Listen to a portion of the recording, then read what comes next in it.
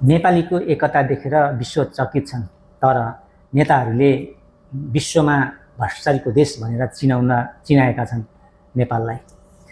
त्यही सिलसिलामा सदनमा जुन किसिमको एउटा माहौल खडा भयो आशिका तामाङको विषयमा लिएर उहाँले उठाउनु भएको माग एक किसिमले सही छ, किनभने नेपाली हो, नेपालीलाई उद्धार गर्नुपर्छ। तर एक हिसाबले गर्दाखेरि त्यो अपरिपक्वता र अव्यवहारिक जस्तो देखिन्छ। धादिङ धुम्बेसी नगरपालिका गाउँपालिका धादिङका सन्तोष राई कम्बोडियामा उहाँको मृत्यु हुन्छ।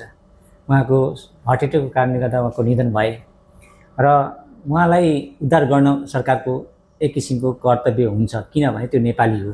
तर उहाँ जानुभएको माध्यम भनेको इलिगल छ, सरकारसँग त्यो उहाँको कुनै पनि रेकर्डहरू छैन र यो त्यसलाई उहाँलाई स्वदेश ल्याउनको निम्ति कम्तीमा पनि $8,000 खर्च हुँदो रहेछ, चाहिँ कि नेपालको 1.5 करोड।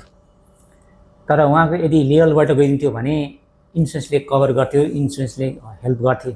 तर अहिले पूर्ण रूपमा सरकारले गर्नुपर्ने अवस्था छ हैन। उहाँले उठाउनु भएको एक किसिमले ठिक छ, सरकारले त्यसैले सरकारले भन्छ कुनै पनि ठाउँमा जानुस् इलिगल रूपमा होइन, लिगली रूपमा जानुस् हैन।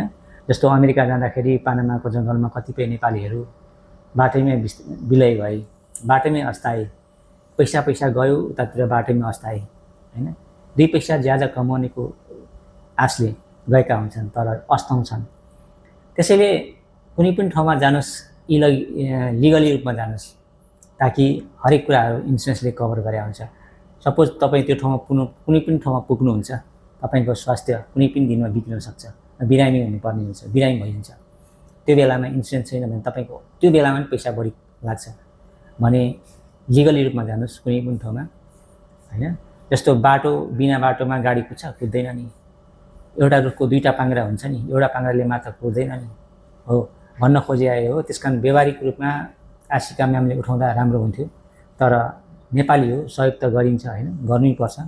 र उहाँले जुन एउटा क्युआर राखिएका छ सन्तोष राईको श्रीमतीको नामबाट, नेपालीहरूले हो सहयोग गर्छन्, म पनि 2-4 हजार गरिदिउँला, त्यो आफ्नो ठाउँमा छ। तर जुन किसिमले उहाँले जुन उठाउनु भयो त्यो अव्यवहारिक छ र जुन किसिमले आफ्नो ब्याग बोकेर सदनभित्रबाट बाहिरिनु भयो त्यो एउटा अमर्यादित छ हैन। त्यसले गर्दा सिङ्गो पार्टीलाई असर पर्न सक्छ। नयाँ पार्टी हो, केही गर्छन् भन्ने आश बोकेका छन् नागरिकले, जनताले।